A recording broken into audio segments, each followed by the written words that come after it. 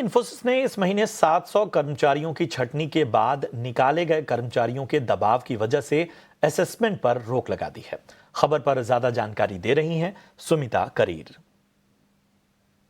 जी, sources ET now को बता रहे हैं कि इन्फोसिस ने अपने एम्प्लॉय असेसमेंट्स इंडेफिनिटली पोस्टपोन कर दिए हैं और ईटी नाउ ने वो ईमेल जो इन्फोसिस ने अपने एम्प्लॉयज़ को भेजा है उसको एक्सेस किया है, जिसमें उन्होंने 2-3 चीज़ें लिखी हैं ये असेसमेंट डिफर करने के लिए। उन्होंने बोला है कि we are here to help you prepare better and have decided to provide additional training and support from subject matter experts so you can successfully clear the assessment. Therefore, the third attempt of the generic FA2 assessment, originally scheduled for February 24th, has been rescheduled. We will soon convey the revised dates.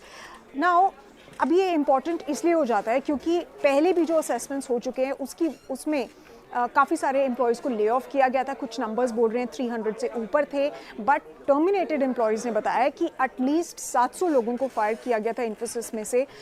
तो ये इस matter के चलते आ रहा है और जो matter है वो central labour and employment ministry के पास चला गया, जिन्होंने डायरेक्ट किया स्टेट लेबर डिपार्टमेंट को और उसके बाद काफ़ी प्रेशर बना हुआ है इन्फोसिस के टर्मिनेटेड एम्प्लॉयज़ से भी और employees with in the company जो असेसमेंट अवेट कर रहे हैं।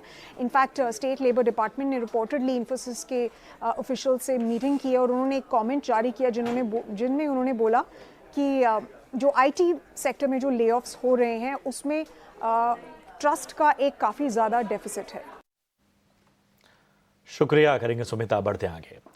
आज यूनियन म्यूचुअल फंड के gold ETF fund of fund के एनएफओ का आखिरी दिन रहा।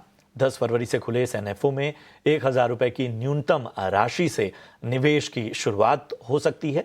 ये स्कीम ओपन एंडेड है। गोल्ड ईटीएफ सोने में निवेश का कम खर्चीला जरिया है और इसके हैंडलिंग और स्टोरेज की लागत में भी बचत होती है।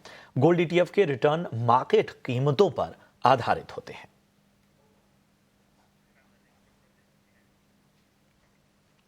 चलिए, इसी के साथ इस बुलेटिन में इतना ही। दीजिए इजाजत। आप देखते रहिए ईटी नाउ स्वदेश। नमस्कार।